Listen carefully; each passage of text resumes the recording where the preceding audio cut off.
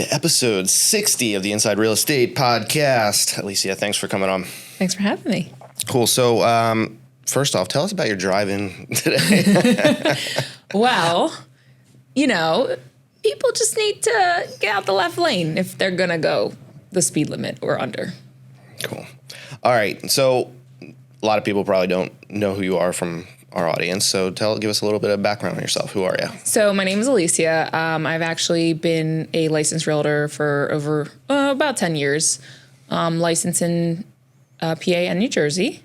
And I live in Bucks County. Most of my work is Philly, far northeast, or Bucks County. I do Montgomery County and Chester County, obviously, but the biggest part of my business is Bucks. I would say probably since I started has been Bucks County. Okay. So what do you deal, like different agents do different things, so where do you focus your business? So I've been residential since I've gotten it. I'm starting to slowly lean into the commercial side of things. Commercial is a different ballgame when it comes to real estate, because you have commercial from small office spaces to regular leases like you would with residential to warehouses and industrial platforms and buildings and it's in strip malls and stuff like that. So it's a different animal. It's a different beast. I'm nowhere a professional in it just yet, I would say, but I am starting to dip my toes in the commercial. Just because it's so different and it's conducted in a different process completely. So that's where I'm headed towards. When I had my license, I hated commercial. Really? Because it's just, I don't know, the people are, one thing I noticed when I did a handful of commercial things, and one of the things that I noticed was that the people are completely different, where when you're dealing with residential, they are much more, they don't know anything, they know they don't know anything, and in most cases, or at least in my experience, they're going to trust the agent. Sure. Where in a lot of cases with the commercial end of things, they are a little bit more in the know, and they seem to hire the realtor in a lot of cases more so to do the task as opposed to really, they don't really care what you think in a lot of cases. Have you noticed that? Honestly, I think that's a good thing because with residential, not that there's a problem or I'm like downplaying it, but there's a lot of emotions into it. I like that commercial is more numbers. Like, this is what I need. This is what the numbers have to make sense. This is what my business is going to be. A lot of commercial, I'll say, oh, what area? Like, I don't need an area. It just needs to be, 50 minutes to the city or something like that. Or it just needs to be 4,000 square feet. It's a little bit less emotional. It's just strictly business, which I like. I don't have to handhold as much because, like you said, the people kind of already know what they're getting into. Whereas residential, as much as I love my residential people, sometimes I'm a therapist. Like, I have to talk people down, or I have to give them constant reassurance, or they're going through something, which again is perfectly fine. But I do like that with commercial. It is more strictly business. Okay. So so you started residential, correct? So when, in your tenure as a realtor, where did you start in the commercial end of things? I would say this year. So the company that I work for, they have a residential unit and then they have a commercial unit. We're still the same company, still the same brokerage, but there's a commercial division. We have a commercial attorney. We have agents that just do commercial. That's all they do. So we do cross, come past each other with residential, commercial, like we'll reach out back and forth. So we do intertwine. I don't think there's a lot of brokerages that do have a commercial division and a residential. From what I've seen, they do commercial, but there's no division where they have people there to help or guide or strictly do it. A lot of the places I've seen, it's either commercial brokerage and then that's all they do, and then regular Remax, whatever, residential brokerage. I think we're one of the few in Bucks County or the area that has both and can do both. Is that new for your company that they started this division, or it's been there? So I joined about 2 years ago. I don't know when they started, but it was there when I joined. So It might have been right at the time I think they established it. So I would say it's probably about 2 years old. What was the catalyst for you to say, hey, I want to dabble in this? I think as an agent, I know it works for some agents. I know some agents that they have a niche and that's their niche and they'll do that niche for 30 years and more. But I think in this ever-changing world, I think as an agent, you need to always adapt and evolve and learn and change. I don't think being stagnant is going to create success in any field. Like I said, unless you have some niche. Okay. That will always come and pay the bills type of thing. So your goal is to kind of be dangerous in both areas, or do you eventually, or like, is your mindset right now like, I want to eventually work in that direction? Depending how it goes, I don't have the answer to that question because I'm still new at the commercial. Okay. I do love residential. That's my strong suit. But like I said, I think you always need to adapt and change. So if that becomes something that I am more, accustomed to or I enjoy more, I could totally see me just doing commercial. Okay. So talk a little bit about your journey as a realtor from, like, take us through, like, how it got started. I've noticed with people who get into real estate, it is not usually the thing that, kids are like, I want to grow up and be a realtor. A lot of times it's, I was in this job, I hated it, and I moved. I had, we did a show with a couple of agents recently. They're sisters. They both started out as teachers, and they both are like, screw this, and then they got into real estate. Now they're doing that together. So what was that for you? So when I became a realtor, I just got out of college. I was working for this attorney in Langhorne, and he was not a nice person at all. And I didn't enjoy it. And at the time when I left college, the job, I know people say the job market is not good now for college grads. I don't know what it was like comparative to when I graduated, but when I graduated, there was like no jobs. Nobody could it was hard for college kids to get jobs. And my aunt at the time, she was a business owner. She's still a business owner, and she got her real estate license. And she was like, listen, you're still young. You still live with your parents, take advantage of this time. Why don't you try doing real estate?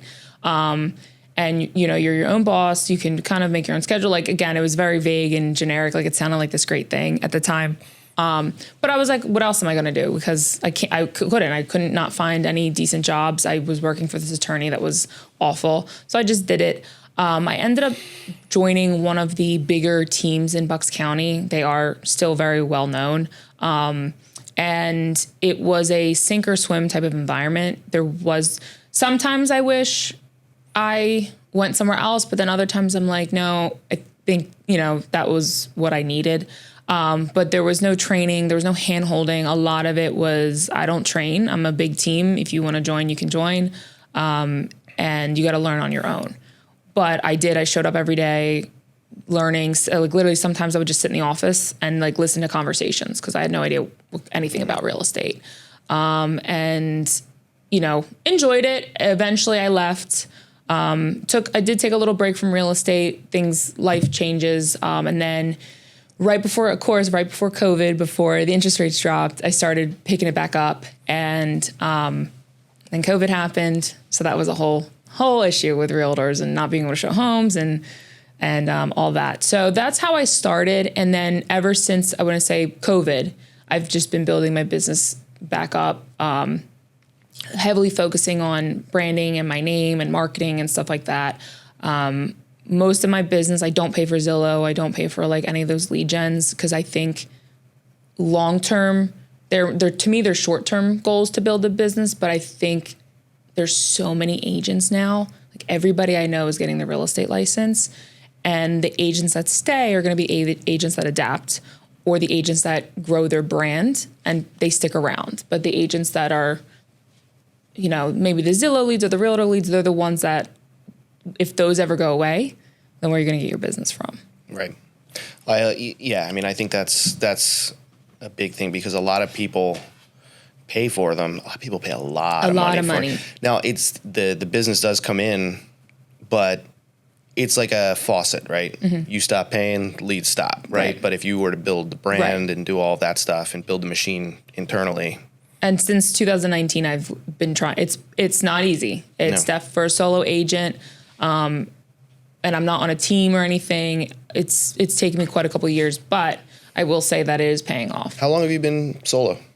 When I started, I would say I was on the team for a year or two, a little under 2 years, maybe a year.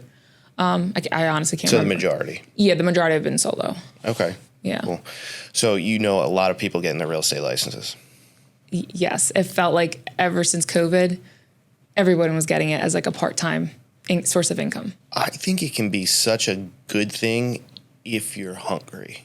Yes. But if you're not, I think the misconception that real estate is like easy, big checks, which it can be, but it's volunteer work till you get to the settlement table. Oh, yeah. What do you think, what would be, having gone through it, seen craziness of COVID, you know, before and after, all that type of stuff, what would you say to somebody just getting into the business or thinking about getting into the business? Like, what should they be thinking about before they actually make that decision? So I don't want to seem like a negative Nancy, but for me personally, when I started, like I said, the team was like, hey, well, listen, I don't train. This is sink or swim. You got to figure it out. And I showed up every day. Even if I wasn't doing anything, I stayed and I learned. And then it was, hey, you want to come on a showing with me? You want to come this? And I would learn it. Now I do start to see some agents where they get their real estate license and like, yeah, I want to be mentored. I want to do real estate. And then they disappear. And then they show up and they go, oh, my mom's house. I'm selling my mom's house. What do I do? I'm like, well, did you try learning anything? Did you come to training? Did you look anything up? It's just kind of like for me, it's like, no, I showed up, I learned, I did what I could. I was always researching and learning. And I just feel like there's a huge group of agents that, they don't get it. Like if you're going to get your real estate license, no one is going to handhold. Nobody is going to feed you. If you're hungry, you need to figure out how to eat. Like this market is so overconsumed with agents. The inventory has been, low. It's getting better. And also too, like you're representing people's financial interests, whether they're buying or selling. So if you don't take it seriously, why should they take you seriously? Is there an issue in the world of realtors where agents, not all, but some, that they are so hungry, that they're so worried about the paycheck that maybe in some cases they aren't representing their clients' interests the way they should? And I don't want to come at this from a perspective of bashing the agents. I want to just how can we make, what could be better from an agent's perspective? It's tough because I can see what you're asking from both angles. I can see it from somebody that has a part-time job and they just don't care. And I can see it from somebody that's not making any money and they just want the check. So I don't know the answer because I think if you're going to be an agent in this business and you're new, you have to go in it with a good heart.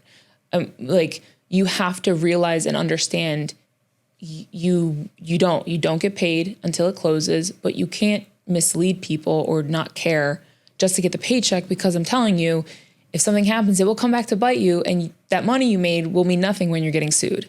So, I mean, I've seen agents that have part-time jobs and they still hustle. Like they don't stop working. And it's like, you need to go on vacation. Like you are stressing me out and I'm not even working with you. And I know an agent in my office, I think he has 3 jobs. One of them is real estate and he absolutely crushes it. He's one of the top agents in our company. And then I know some agents that, all they do is real estate, and it works for them. So for agents to not worry about the paycheck, I think you really need to, whether you're not going to have another job or you are going to have another job, you have to take it serious and you can't focus on the check. You have to just do your job well and do your job with good intentions. And when it closes, it closes. And you just have to accept kind of that.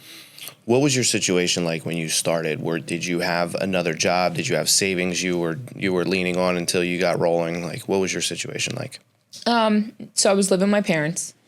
So That helps. it is what it is. So I didn't really have bills at the time. I worked in college. I had summer jobs, so I had some money, but the team that I was on, because we're a team, I did get leads, not like all the time, but I did get some business solely from them, which is why I'm grateful that I did it. So I'm not going to lie. It is hard. It is really hard. And like I said, 2019, COVID hit, everyone was kind of locked in. There really wasn't much business to do. So from then, that's where my mindset shifted of like, I was always focused. That's when I focused on buying leads, building the business that way. And then it wasn't until like after COVID, I was like, no, I can't spend money on leads. I got to build myself up and put the money in it that way, as opposed to leaning on somebody else or leaning on a team. Okay. What's a characteristic if a person has this, they should not be a realtor?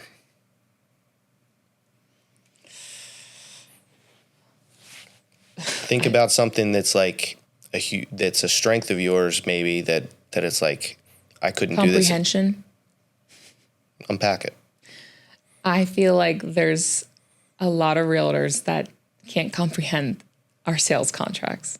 And I'm not trying to make this bashing, but the biggest thing I feel like I'm always saying, either to new agents or if I'm having a disagreement with an agent, is, did you read the contract? What's the contract say?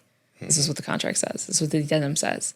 I know that sounds like trivial, but there's a lot of people that don't know what the contract says, and they're making clients sign it, and they don't understand it fully. You're talking about the agreement of sale? The agreement of sale. Pennsylvania, I don't know. Jersey's a little different. I know Jersey's an attorney state, but Pennsylvania, everything is written out. So all of our contracts are written, the PAR, Pennsylvania Associated the attorneys that we have, they apparently write everything.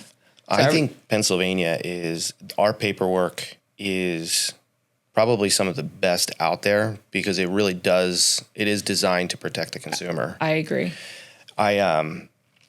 When I had my license, my parents bought a house in Florida, and at the time I was like, oh, let me get a referral fee. So I ended up talking to an agent down there and, worked out that situation. But when I saw the paperwork, it seemed like it was like, man, I would have loved to have had this as a realtor, because it feels like it's designed for the agent to get paid faster.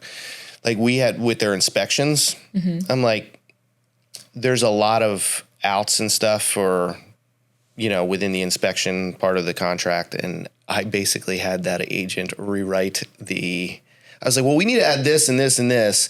That inspection part of the contract basically looked like the PA one when I was done with it. But yeah, I was so surprised how different it was. Yeah. And when I first got my license, they have like their intro classes at the Realtor Association, whatever it is that everybody, forgetting the word, but either way, the one guy who came in, and part of it was him going over the agreement of sale. And he said, the moment you don't respect this document, you're fucked. That's word for word what he said, and it always stuck with me. And I actually, paperwork, like the contract part of the paperwork, was something I actually really enjoyed. Yeah. I do think, like I said, if you're not somebody that likes to read or pay attention, or you don't want to pay attention, like, I don't know if you're going to make it. You need to read the contract, because in Pennsylvania, everything is spelled out. It is probably one of the easier contracts that I've seen to understand. And I just feel like people still they don't read it. They don't know the dates. They don't know the contract dates. They don't know what it says. They don't know what happens when this happens. So, and you have to, honestly, you have to have, in this business, I'll say you have to have a super positive mindset too, which is not easy for me. So I say that now, but it's definitely like, I'm just thinking, you're like, well, if they don't have, what should an agent do? I'm like, you know what? Actually, I think you need to have a positive mindset, because, so I used to watch Shark Tank all the time, and I hope I don't butcher this. So if we have to do it again, do a second cut. Okay. So Mark Cuban, it always stuck with me. But Mark Cuban said on Shark Tank, I'd rather have half of a watermelon than 100% of a grape. And I always think that when it comes to real estate, because there's some agents that they focus on the money, oh, it's easy, I just want a deal. They don't know the hard work that goes into getting the business, starting a business. And I know agents that will kind of not be interested in, hey, listen, I can teach you, you'll learn, but I have to, take a portion of your commission because I'm gonna teach you. Well, I don't want to do that. I'll do it on my own. And it's like, you're kind of shooting yourself in the foot. You want, 100% of a grape. That's great, but you got a grape. How about we share a watermelon and we get a bigger piece of the pie, and you learn more and you gain more and you have more. And I think there are agents that they kind of have a negative mindset when it comes to real estate. Like, they don't want to learn. They just want the quick cash. They want the deal to be easy. And this is not an easy job. Mentally, things get delayed, how many fires you're putting out constantly. And I think if you're in this, you need to really just understand that everything's going to work out, be positive, have the best interest for your clients, and just have a good mindset. Because if you let all the bad things get to you, you're not going to last in this. You're going to be so irritated and miserable with this, and you're probably going to quit. Yeah. What, do you remember your first deal? I mean, you're talking 10 years ago. No, I don't think, I honestly, I don't think I do remember my first deal. I remember my problems that I've had with deals, being a new agent, kind of not know what I'm doing. But first deal, no, I couldn't tell you. Yeah. Okay, so what's one issue or challenge you've run into over your career that you haven't forgotten? It's still and it maybe even made you better. So I had one deal where, and maybe because I was so new, this is my job. Yes, I was with my parents, but I was worried about the paycheck kind of a thing. I had a client who, I was young. So now that I'm a little older, I probably can understand why he didn't want to listen to me, because he's an older guy and he's like, who are you to tell me about buying a house? But I had a client who was buying a house, and every time I would say something to him, he would call my broker to verify the information and be like, this is what she told me. So at the time I was getting frustrated. I'm like, I'm not an idiot. I'm telling you, this is what you need to do. This is what it is. And then I get a phone call from the lender and they go, hey, we're not going to be able to close on, whatever day. And I'm like, why? What happened? Well, our buyer decided to buy 2 brand new Lexuses, one for himself and one for his girlfriend. Dumbass. And then he said something about, well, no one told me anything. And now I'm not saying whether it was my job, he should have known, but now as an agent, every time I go under contract, I emphasize, not that it works all the time, but I emphasize, okay, we're under contract.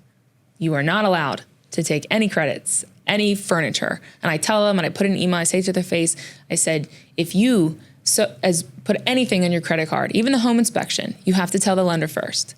Because I've had deals where their debt to income is so close, they will put the home inspection on their credit card, and it will throw off the DTI. It's comical that is the example that people give all the time. Don't do this, don't buy a car. And people still do it. It's like, what the? Yeah. No, and so thankfully what happened was we were able to extend closing. And at the time, this was not COVID. So the normal settlement was, nowadays you'll see 30 days, 30, 45 days, 30 days. When I started, it was like 60-day closing. A lot of sale and settlement contingencies because we were not in this hyper rushed seller hungry, I got to get as much money and I want to sell it and be done. So at the time we had time to extend the closing. So what had happened was thankfully, his girlfriend made just as much money as he did. So guess who bought the house? She did. She bought the house. Did they survive? And we all survived. They got the house. I don't know what happened after that, but biggest thing is that, and I always remember that. And it because it was, again, because I was new, I was scared, I was nervous, and that happened. And the threat of it not, going to closing has scarred me. So whenever I have clients, I don't care how much. And that's another thing. I do not care how much money you have. I do not care how much money you don't have. I don't care how much money you have saved. I don't care about your investments. I don't care how much money you spent on something. I don't care. Can you buy the house? Are you going to listen to me and not spend money when you can't? You're not supposed to spend money. You want to buy a car? Buy it after closing. You want to buy something else? Buy it after closing. Right. But And so that's probably one of my first deals that I always remember. Okay. So one thing when I was newer, and I'd only done like 2 or 3 deals at that point, and when I go to settlement, the sheet that with all the numbers that the mortgage or the Alta, the CD. Yeah. Alta or CD. I think they called it the HUD sheet. Okay, so yeah, now it's the Alta. Yeah, I don't know when that changed, but yeah, I know they call it that now. But anyway, it was the HUD sheet, and they the settlement person was I don't know, because it was nothing. Most of the time they dealt with that at the table, and I never really looked at it. It was something that it kind of scared the shit out of me. So I'm at one settlement. Yeah, it's not complicated once you do get it, but I'm at this one settlement. And the settlement person slides it across the table, and she's like, "Here, I'm sure you want to go over this with your client." And I'm like, "No, it's okay. You can go over that," because I'm like, I would have looked like a dumbass. So, I don't know if again, I don't want to be bashful, but it's always funny to me. And I was talking to my lender about this with title people, and I love title people. I'm not bashing title people, but you could do a little better. So as a realtor, right, the lender has their job. They do the loan docs. They can go over the CD, loan estimate, interest rate, all that stuff, right? That's their job. Get underwriting, all that. My job as a realtor, find you a home, negotiate inspections, negotiate appraisal, all of the negotiation, making sure the house is good, Okay, title, you're the closing agent. You run title, and you make sure they know the title docs, and you explain to them the title fees. I can explain them the realtor fees. The lender can explain the mortgage fees. You explain the title fees and the title insurance and what it is and what they're paying for and taxes and all that. So whenever there's a title company that goes, "Oh, here you go," I go, no. You're the title. Explain the prorated taxes. Explain why they're paying what they're paying. Explain what the title insurance is for, what the owner policy is, what the lender policy is. Explain all that to them. Yeah. And I always find it funny when title company, they go, "Oh, I'm the closing agent," and they sit there and they just let both parties do it with their clients. Yeah. And I don't know what that is. I'm sure title people are going to come after me for that, but I don't I was get it. shitting a brick that day because it's I finally had a few deals under my belt. I'm like, all right, I got this. I was feeling confident. And then she did that. I'm like, wow, this is the one thing I don't feel like I know yet. That's my point. If you're the closing company and you're the one preparing the Alta and the settlement sheet, why can you not go over the numbers with them? Well, she ended up doing it, but yeah, they. So the reason I bring that up is, what was one thing that you felt insecure about your lack of experience with in the beginning? 100% the closing docs. Yeah. Because again, I'm the realtor. I do the contract. That's what I learn. And now I'm at settlement, and you want me to explain the deed, the transfer, the settlement sheet, the again. Right. It's easier now, obviously, I know. But when you're first starting, if the real estate office or your team is never going to train you that, the lender's not going to get, that's not the lender's job to do, but you have a title company that's preparing the Alta. They know what those fees are. Why wouldn't they, do it or explain it? Or, again, I don't know the right answer, but it's just one of those things where it's the same with me. I had closings where they were like, "Here you go, here's the documents." And I'm like, this isn't my responsibility. This isn't my job. Not saying it's not my responsibility. Every agent should know the docs at some point. But if an agent, I don't think a title company should assume the agent knows the title docs, right? Because I wouldn't get a real estate contract and give it to a title company and be like, "Okay, explain the contract to them." And that's how I see it. When in the earlier days, I was, I knew the right answers to a lot of things, but I also, when I would be explaining or talking about things, the best way I can describe it is I wasn't delivering things with confidence because I hadn't done it enough yet. Yeah. After you do something a bunch of times, it's becomes second nature. Yeah. And I think that lost me some opportunities because not that I was wrong or anything, but they just didn't feel the confidence. Did you have that at all when you started? No, none. Know what I was doing. Super confident. I was not. If if people thought I was confident, then I faked it really well because. But like so like when I would go to a listing appointment, for example, and they would ask me a question like, how long have you been doing this, or how many homes you have sold? But I found that when I was delivering verbally with more confidence and stuff, those questions stopped coming. Right. So I don't blame them for doing that. Right. But yeah. So you didn't run into any of that? No, I definitely was not confident at all. Like whatever confidence I exuded was definitely fake it till you make it kind of confidence. Not that I didn't know, like I'm smart. I'm going to say that, like I can do real estate. I can read but it was more or less what you said, like, oh, I don't have sales. So why? And at the time when I started, I was 23 and I'm in a world where everyone's in their 40s, or not 30s, I would say 40s, 50s, 60s. So like to me, I'm a baby to them. You know what I mean? So I think that was intimidating to see these people who are like, I've been doing this 20 years. My dad's been doing this. I hate it. Like, I've been in this for 30 years. I'm like, I don't care. But you know what's funny?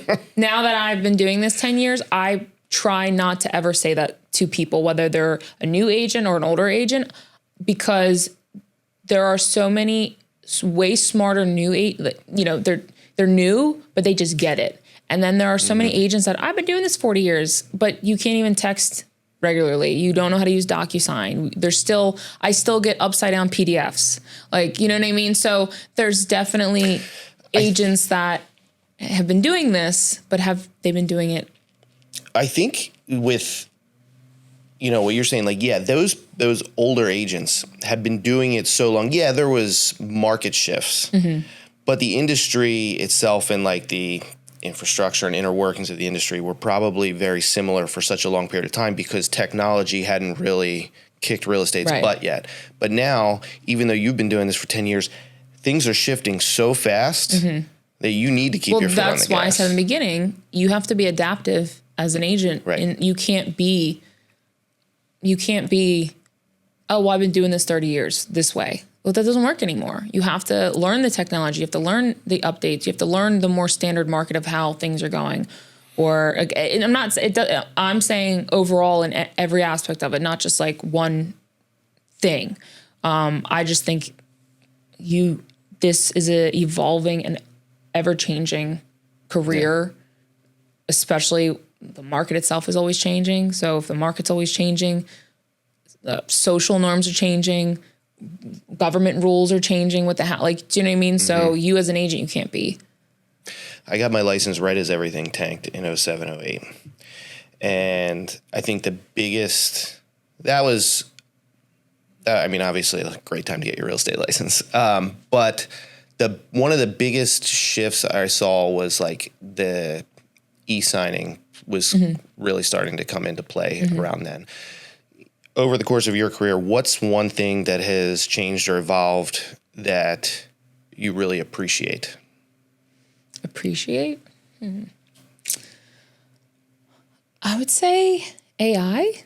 I know people are scared of AI. I'm scared of AI, but I love in certain aspects of real estate AI. And I think people need to embrace it because it's not going away. I think it's going to get, I won't say worse because worse makes it sound bad, but it's going to become more. More of what? I don't know, but just more of it. Okay. It's interesting. I like it as well. But yeah, it's kind of, it's going to run you over if you don't embrace it. Exactly. But what do you see that doing to the real estate industry? Like, how is it going to threaten the realtors? So here's where I go back to like branding and experience, and you need to be hungry, you need to hustle, you need to know your stuff in a confidence. Like it's all circling back. Everyone keeps saying, oh, AI is going to replace realtors. We don't need realtors, we'll just do AI. Okay, if that's the case, it's going to replace every career. I mean, you already see doctors, you've seen the teledoctors, they're on literally a floating computer screen in the hospital. Have you seen them? Yeah, it's a floating computer screen, and the doctor's not even in the hospital. They just go, and that's robotics and technology. Engineers, software developers, AI can code. So that means they're all done, right? Yep. So where does it cut off? You mean the engineers and the coders get to keep their jobs, or we're going to get rid of real estate agents? We're going to get rid of doctors because you can ask chat, hey, these are my symptoms. Da, da, da, da, how do I treat it? And it tells you. Yeah. So when people say, oh, it's a threat, I think it's a threat if you let it be a threat. I think if you embrace it and you learn to grow with it and you brand yourself, you're not going anywhere. Do you know how many buyers I've seen it online. Oh, I bought a house with just AI. I had it write the contract. Da, da, da, da. Okay, well, let's see how that plays out when you have to sue somebody. Are you gonna use an AI attorney and the AI? So you know what I mean? Everyone wants to kind of say, oh, well, we're gonna get replaced. I'm like, everything can get replaced by AI at that point. I think what you said, that like, you have to kind of go with it, because I think the people who sleep on it, they are in danger. And I think, but everybody that I've heard talk about, every podcast or anything I listen to, it's like, hey, you need to work with it to make you better. But if you don't, you are in danger. Yes. I have agents that I work with that when I'm at a property with an agent, we'll shoot the shit because we're in there for a couple hours, whatever it is. Some of them think that like there's no possible way that AI is ever going to replace the agent. In my opinion, I think that there's probably people already working on it. I've seen things that are already in the works. I'm sure that an agent for a FSBO could really do the job. Now, for the people who want the personal touch, who still need the person to go do all those other things, you could build all those AI pieces that could do it, but it still doesn't have the experience necessarily. Yeah. But yeah, I think there will be I think it's going to hurt the agents who don't take it seriously. I agree. But like I said, if the biggest threat someone says to me is, oh, well, AI is going to take your job, I'm like, okay, it'll probably take your job too. Like well, it's scary because the more I look at it, I'm like, they couldn't be replaced. And then the more I learn about it, I'm like, everybody is on the chopping block. So that's what I'm saying. So us as a society, we're just going to and listen, if it happens and we're in this robotic, what is that movie? Terminator. If we're in the Terminator, then hey, so be it. 2029 was the year in the movie where the machines took over. Well, we're right on track. So, okay, but if that's it, then we're all screwed, right? So why would I worry about something that if my job's going to be replaced, so is your job. So like when someone says it to me, I kind of laugh. I'm like, okay, what do you do for a job? Guarantee you AI will take, if not all of it, you'll go to part-time work or something. So like that, when I hear that, again, positive mindset, I'm not looking into what I'm going to worry about every possible thing that could go wrong. No, I'm going to embrace it. I like the stuff that AI can do. I also know that, not to get into conspiracy, but I know whatever AI version us civilians, subhumans, lower on the totem pole have is nothing compared to what government agencies or higher ups or the tech companies themselves that are, because they're the ones build it. It gets really, we're the low, oh, here you go. Here's our older model. And they're working on something already in the future in development. One of the engineers or developers that built Claude hasn't written a line of code in pushing a year now. Yeah. I don't doubt it. It's crazy. It's crazy. What are you using AI for in your business right now? So I use AI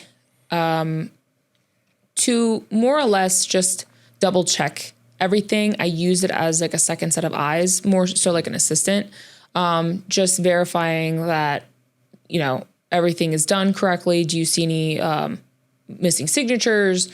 Do these numbers look I'll review it. I don't, and I'm sure some people go, well, you're relying on, I don't. I will a CD or an Alta, I will review it. I know how to read it obviously now. But I'll throw it into chat and just be like, does this look right? Is there any red flags? And sometimes chat will say, yeah, this is a red flag, but it's not a red flag. But you're doing that okay, I looked it over. I think it looks good.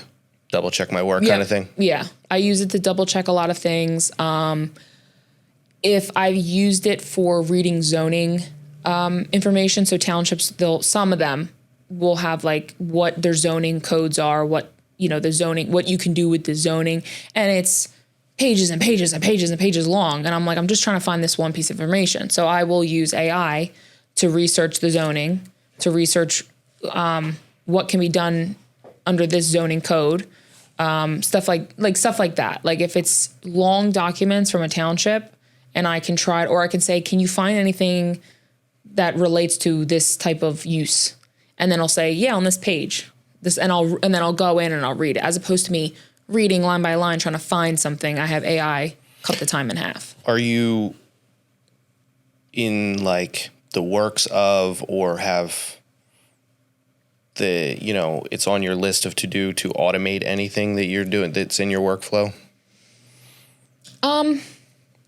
As of right now, no. Okay. Because I still feel like we're in a relationship business.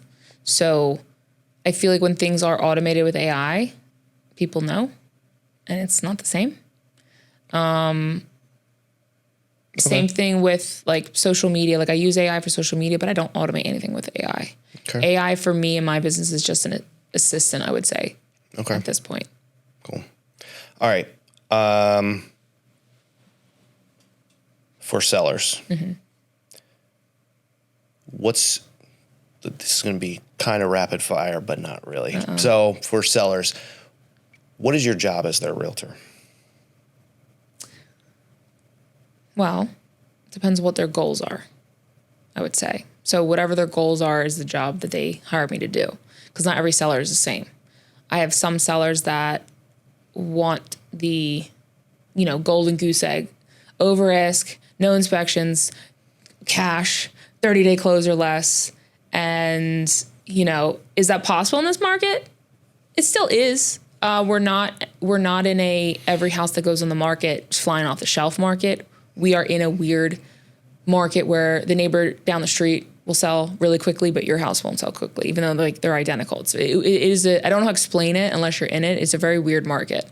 But my job for the seller is to, whatever your goal is to get that done for you. So if you hire me to get the golden goose egg, we got to come up with a game plan. We got to come up with marketing. We got to come up with a price strategy. We got to, come up with, depending on the house. If your goal is, hey, I'm looking to sell, but I'm not in a rush, then we're not in a rush. You want this price, we'll list it, we'll market it, and if it comes kind of a thing. I've had sellers like that. They don't need to sell. They want a price. They'll wait because it's not costing them anything.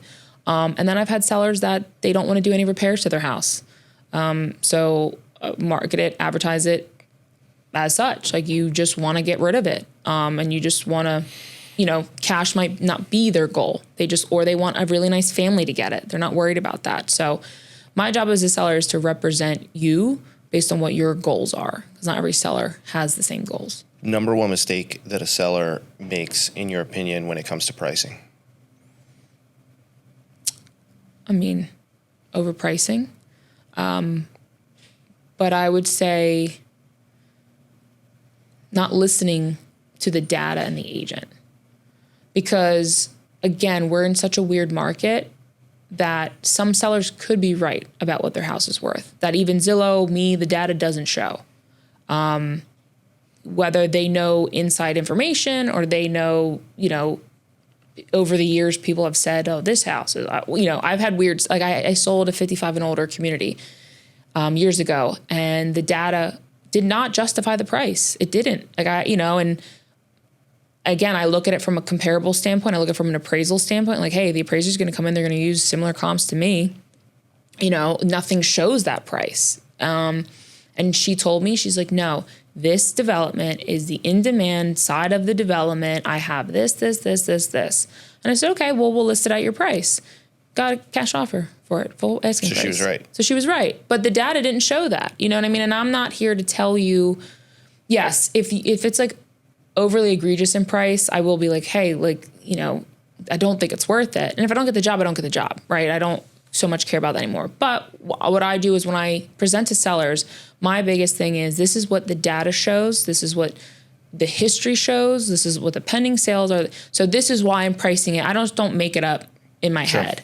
If I could, obviously, if you get more money, it's great for everybody, right? So why would I tell you, no, it's not worth that price? So it's always ideal when you have a seller that's, hey, let's do staging. Hey, I can do paint. Hey, I can do everything that you, the agent, tell me would be ideal to do before putting it on the market. But if you have an agent or a seller who maybe either is unwilling or is not in a financial position to do all of that stuff, what are your top things that you look to get accomplished before going to market for any listing? I'll have a conversation of what can be done and then just be realistic and say, hey, listen, that's fine. Because sometimes I can convince a seller to do a little bit that I think will, like minor little things that will make buyers interested. So buyers are funny and it's sales. So there is like psychology involved. The simplest things will turn buyers off, from mix matching like outlet covers, or like outdated lamps, or like lighting fixtures, or like simple, like even paint, right? Paint, you can paint over it, but if the wall is red, I don't like it. But it's a great house, you know what I mean? So it's like psychological. So if a seller doesn't have the ability to make the property what I think it could be, I will still try. I will still try to be like, hey, listen, look at this comp, this price. You know, this is why, if you can just even paint it yourself or just paint it white, go to the store and get a gallon of paint, try to paint it yourself. Or, hey, can you switch out these outlet covers? Or, you know, because they're brown and they're from the 70s, maybe replace them with some white ones, you know, hire a handyman. It's not that expensive, like simple, small things. But they're really like, no, I can't, then it has to be priced accordingly. There's no, you know, I can only sell as much as the product shows to buyers, right? There's nothing I can't, if I could fix the house myself, I would. So everything to me, it has to be priced accordingly. You don't want to fix anything, whether you don't want to or you don't have the money, fine. But you need to understand that that's going to affect the buyer's mindset. Okay. So I have a listing. It's in a solid area. Neighborhood's pretty nice. It's an oddball on the street. How do you approach a listing like that? Why are you asking me that? Okay, so is it a good school district? Sure. Decent, you know. Okay. No, I'm asking, is it like a prime school district? Everything is average. Average to ideal. Okay. But the house sticks out like a sore thumb. Okay. I don't think you've ever had this situation happen before. I mean, I've had some odd homes, or I shouldn't say odd. I should say not market expectations. Okay. Because the reason I say that is because she's diplomatic. Huh? Yeah, she's diplomatic. I am. You know why? Because I am.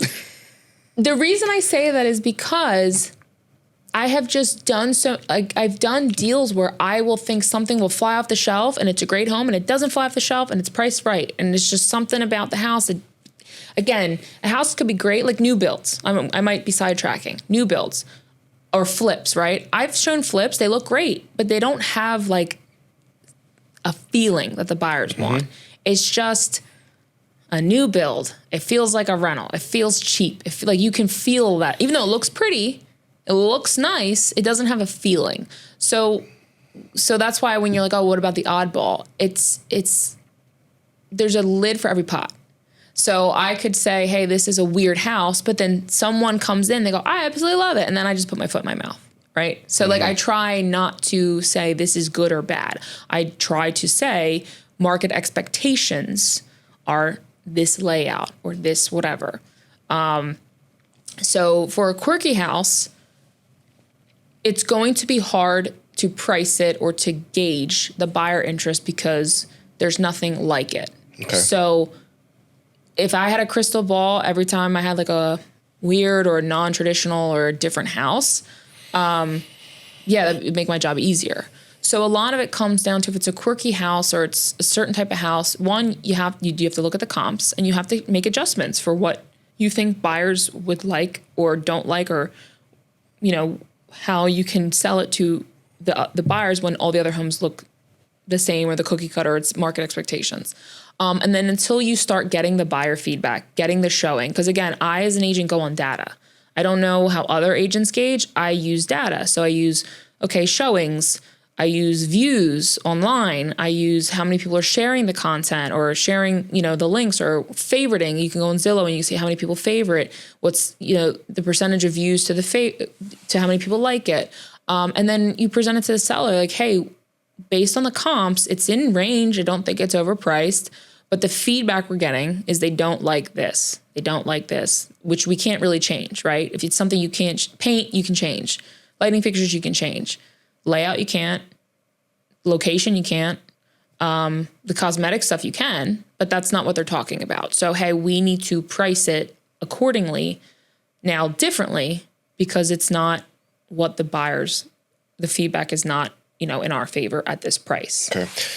So with a out of the norm house, you're not judging the book by its cover. You're just approaching it from what the data is telling you. Mm-hmm. You have your system, which I'm sure you would say has brought you success, just your general overall listing system that you follow what you do. And then when more information comes in, if necessary, you'll make an adjustment. Right, correct. Because we're not psychics, and anyone can tell you, oh, well, Zillow says this, well, my chat GPT says this. It's all an algorithm, but the difference is we as agents, we're working also, yes, we represent sellers, but we're also working with the buyers who are shopping at the same time. So I know as an agent what buyers are looking for because I've been, it doesn't matter the price range. I know what their expectations of what they want in a house are. Mm-hmm. So I can see it from an algorithm's point that can't see it. I know what the real life world buyers are looking for. So that's why, I will say to my sellers, it's not as traditional or it's not as market expectations, but you also might have somebody that comes in and loves the house just as much as you do. And, I don't want to cost you money by lowballing it or putting it at a lower price when you could have got more if you just, marketed right. Yeah. So there's no crystal ball. Fair enough. Okay, best piece of advice that you would give a seller planning to put their home on the market this year?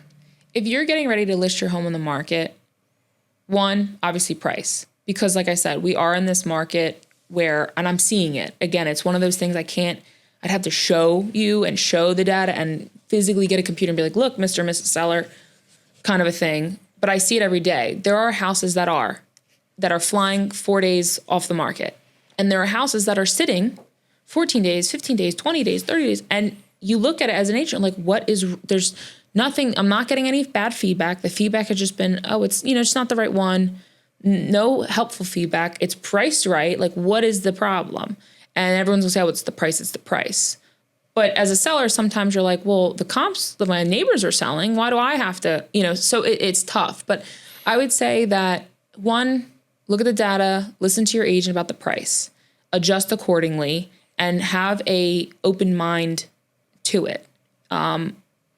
If you're going to go in the mindset with, I want the price that I want, and it doesn't sell, that's fine. We'll keep waiting until that one buyer comes along and buys it for that price.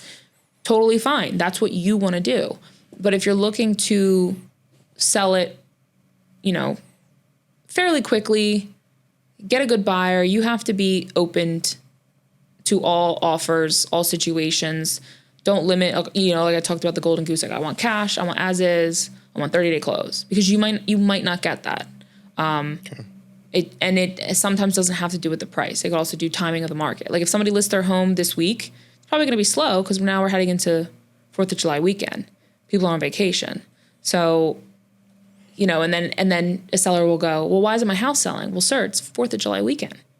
People chill out. Yeah. Barbecue some stuff. See some fireworks. But that's a real factor to it. Same thing with like holidays. Like Memorial Day was a slow weekend. Yeah, too. Memorial Day, 4th of July, even August, right? August, people think, oh, it's summer. I'm like, August is hot and humid. People are getting ready to go back to school. People are enjoying their last month of vacation. It slows down. Every July and August, it slows down. And I don't know how to tell that to people other than every year July and August, it slows down. I know it's summertime, but people, they graduated, they're going on vacation, a lot of birthday people. Like I feel like every summer, every week, one of my friends has a birthday. I don't know if that's a real thing, but I'm serious. Like everyone I know is born in the summer from June to August. There's so many people. So as a seller, it's just you kind of have to go with the flow, and you can't be like stuck in a mindset of like, why isn't my house selling really fast? Because it might not, especially in this time of year. What's the best advice you would give to a buyer right now? Stay hopeful. Stay positive. Stay hopeful. Again, we are in a weird market where, for example, I have buyers under contract. We submitted 2 offers. We lost both of them. Both houses had over 10 offers. The first one was one of 13. I think the second was we were one of 10 or 11. Next house, we were one of 2. I don't know why. This house is great. They loved it. It was similar to the other houses we looked at. Area was, I would say, equal or average to the other areas we looked at. There's only 2 offers, one of 2.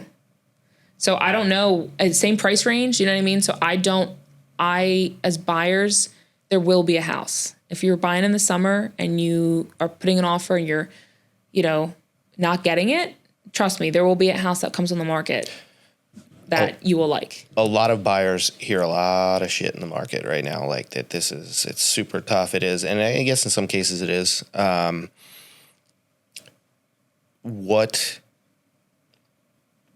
It's similar, probably overlapping. What is the mindset that you would have if you were buying a house right now?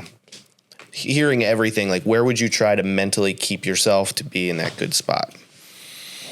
Am I experienced realtor mindset, or am I brand new first time home buyer? Put yourself in the shoes of a buyer.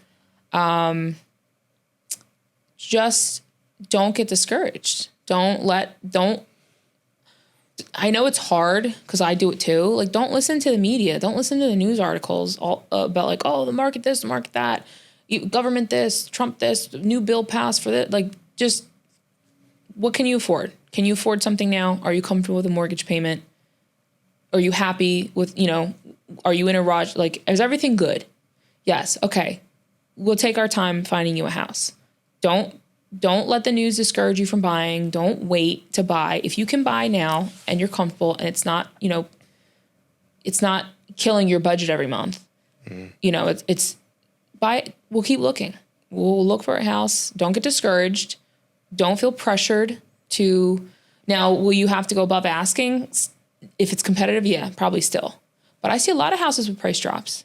I see a lot of houses that are sitting and they'll take lower than asking price. And again, it's not that it's overpriced. It's just a weird market. Okay. Don't worry about the waive inspections. I tell my clients, and like, this is a reality. You waive inspections, it's the biggest risk you might take. But the other side of that is you might not get the house if you don't waive inspections. Right. And that's not me pressuring you. That's me giving you the facts. So that one house that my buyer submitted, we had 13 offers, 6 of them waived inspections, and 6 of them had limited inspections. So 50-50 people, waived. You're working with a buyer. Mm-hmm. Let's say it's a first-time home buyer. They've been through it. They're in good spirits. They've lost a few offers, but they are getting a little antsy, mm-hmm. and they have a house they know they can get. Mm-hmm. They're going to get it if they put in the offer. Mm-hmm. But because maybe they're like, I just want a house at this point, what are some questions you might ask them or present to them to make them consider if that house is right for them and they're not just trying to buy this because they can? Like some things that they might be overlooking or not taking into consideration because they just want a house that would actually help them make a better decision. So I try to have as much open communication with them as possible. So if we're at that point where they're more on like the desperate, tired, exhausted side, then I might say, like, can I be honest with you? Like, this or that, what about this? Have you thought about this? Like, are you sure? But then I've also had buyers that they really don't care. They're so beat up, especially more so, not now, but I've had buyers 2021, 22, when it was like really exhausting. Like even agents were getting burnt out. Like, I don't want to submit another offer because unless you're cash and you're waiving, you're not, like, there was a point where almost every offer accepted was cash, no inspections. Like like tons of New Yorkers were coming and buying cash because they could sell their house. Freaking Knicks fans. So I don't see that much now, but like if they're at that point, I try to have it open and I say, can I be honest? This is what you guys are telling me you want, you're looking for. You know, I don't want to offend you and I don't want to be, I never try to be negative or put someone down or discourage them. But I feel like there's a fine line where people misconstrued just like honesty and your best interest in looking out for you versus like discouraging you from buying a house kind of a thing. So I try to be as honest as I can. I don't try to push anyone or pressure, but if they're like exhausted and I'm like, okay, well, this doesn't have, you know, what you wanted this, we look, you know, at the end of the day, they're adults, right? Like they are adults. They make decisions. I'm there for guidance based on what you tell me. This isn't my house, so I don't care if it doesn't have whatever, a 2.5 bath or whatever, you know, whatever feature you want. But you told me you wanted that. So if it gets to the point, I just try to I always say, can I be honest? Do you want my opinion? I try not to give my opinion. I've learned to not give my opinion unless like asked or wanted, because I've given my opinion on things where I think a house is disgusting and it's awful and it needs a lot of work and the buyers absolutely love it. Yeah. And it's just not that I'm right or they're wrong. It's just, this isn't something I would live in. And I don't want to. Do you find it a lot of, or have you found that like when you start the process, they want this list of things and then they get to that point and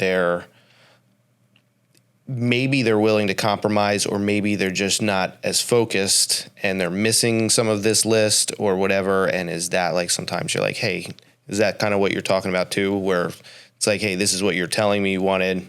This house may or may not meet all of those things. Like, just want to make sure that you know what you're potentially walking into. Yeah, because again, I've seen it where, to your question, like, you know, what people get like burnout or they're tired or exhausted. I tell them, like, listen, you want what you want. We'll keep looking. Like, don't get discouraged. It's out there. It might not be out there right now, but you know, this is what's there. And then I've also had buyers where like they are on a timeline, so they need to buy a house and they don't care. They're like, we just need a house. We'll live in it 2-3 years and then we'll sell it or we'll move or we'll rent it or whatever. Sure. So like every buyer is different. So there's no answer I can give you that's across the board, because every client is the same thing with sellers. I have to adapt to what your goals are, your timeline, what you're looking to get out of it. And also too, not every buyer and seller, and then I'm sidetracking, not every buyer and seller I might want to work with. Like if you're telling me you want $1 million for your house and the comps are showing that it's 800, I might not want to work with you because you're going to waste my time, right? Mm-hmm. Like even if you tell me I'll wait a year to sell it. Yeah. Do I want to invest money in a home? That's right. Or a buyer that their expectations are so unrealistic of what they want for their budget. I might not want to drive around showing you home. Like, not that there's anything wrong with that, but like I value my time. Mm-hmm. I'll absolutely help you reach your goals. That's part of my job. You gotta be realistic. But if you are, I want a pool, I want a garage, I want this, I want that. Well, my budget's $400,000. Okay, well, are you willing to live in this area? No.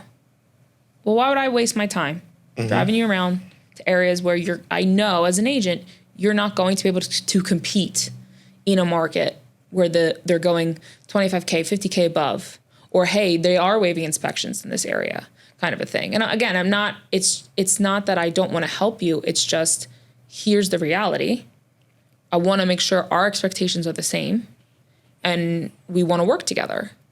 And if I'm not the right agent for you because I don't believe in it, then that's fine. I don't get upset about not getting deals like I did in the beginning. Yeah, I would have taken every deal I can get, but I'm not at this point in my career. If I feel like we're not aligned and I feel like it's going to be a waste of both of our times, I'll be like, someone else can better suit you. And they are. There's like a lid for every pot. There's an agent for that person. A lid for every pot. All right, last two questions. So I'm looking for a realtor. Let's say I'm talking to two people. Okay. On paper, you can have two agents that their numbers, stats, all that stuff are identical. Mm-hmm. Both have shown success. Both are good realtors. Buyers and or sellers want to work with somebody they're connected with or aligned with. Right. Right? It's true. So we're a relationship business. Right. What are, you may not have the volume that somebody else has done, but proportionately you may be on paper just as successful as somebody who's sold 5 times as many houses. So you have a good track record. They're talking to you. What are some of the intangible things that you offer that somebody would want to work with you? Again, I'm not trying to bash agents. It's just stuff I've heard in the market, other agents or consumers or whatever. And the biggest thing I say that I think I offer that surprisingly other agents don't, whether they're successful or not, they don't communicate. And I don't just mean like texting and calling. I mean like having the conversation of, can I be honest with you? This is my opinion. Blah, blah, blah, blah. This is, you're not going to like the feedback. We didn't get good feedback on the house. This is what I think we should do. And even just the communication of like, again, your relationship. So like I have clients that like will make dumb jokes or like, you know what I mean? Like you want to enjoy looking for homes. It's supposed to be fun. Like you want to, you know, kind of envision what this house could be. So you'll laugh at their jokes. You could do a bunch of sales, right? But if I can't talk to you or you seem weird, like not weird, but like, let's say I'm just using an example. Like, let's say you don't know how to talk to people, but someone in your family is a well-known, and this isn't about anyone. I'm just trying to like use an example. Like, let's say someone in your family is a well-established realtor and they've been doing it 30. So they say, oh, use, you know, so-and-so's son. They're a realtor too. And they're, you know, younger and, you know, but because they get all their business from not them working or, you know, just something like they're getting leads, like either from whatever, they might not know how to talk to you because to them, you're just a number. It's just like, oh, you're a lead. Let's close it. Somebody from my team will reach out to you. Oh, my team will handle it. Oh, here's a showing agent. And there's no connection with that agent. So I've heard it. I've seen it. I know people in my own family that have experienced it, have complained about agents they've worked with and they didn't work with me. And I'm like, well, I don't know what to tell you. Like, sorry. But I think one of the most intangible things that I have is my personality and my way that I communicate, whether with the client or with the agent we're submitting an offer on. Like you would be surprised how many agents don't pick up their phone. You'd be surprised how many agents, they do a whole transaction via text. I can't get, like, yeah, we close the deal. That's great. But I can't get a hold of you because some things aren't textable. Not that I can't. It's just, do you want to read a paragraph of like, can I just call you and explain, hey, this is what we're thinking, you know, da da da da. But when you do it through text, it's like, I think that's such a polar thing in this business is the communication. Some agents are really good at it. Some agents just suck at it. And then it's like you have some agents that it's just like my partner at the time used to joke around. Oh, it's 5:01. Not getting an agent on the phone right now. Yeah, it's true. It's weird. So if there's somebody looking for 2 agents. Like I said, if I lose it, I lose it, right? It wasn't meant to be. But they want to hire somebody they can connect with. They want to hire you. Why? Because I'm fucking fun. Mic drop. Don't drop that mic. No, because you know why? I see it's hard because it's like one of those things. It's like they don't see what I see and I know what I am. And I do my best to show it. And it's worked. I mean, it's not, I wouldn't be here if I didn't sell homes. But, no, I want to do good by the seller or I want to do good by the buyer. I believe in honesty. Can everyone lie? Yes. When it comes to like business, I don't think I could lie about something because it would give me anxiety. Like I'd rather you be mad at me for the truth than try to cover it up and be like, oh no, everything's great. We're just going along, you know, and then, 2 weeks later, oh yeah, we're not going to close. Like, no, I'd rather let you know everything that's going on. I do good by my clients.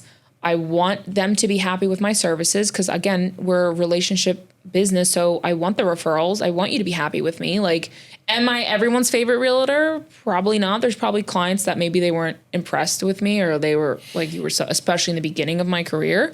But for the most part, no, I think my clients love me. I think that I work hard for them and I want to make sure they're taken care of. And I let them know what's going on in the transaction, that I try to have their back for, you know what I mean? So like, I don't know what other realtors are doing. I don't know their sales pitch. I try not to be a salesperson. I just say, here's me, here's what I can do. I love my job and I work hard for my clients. And you know, if that doesn't work, then that wasn't meant to be. Get out of the left lane. Yes, get out of the left lane. Thank you. Okay. And last question. We ask everybody this. Send us off. Oh. Send us off with a positive message to the world. Oh God, this is a lot of pressure. Be kind and make good choices.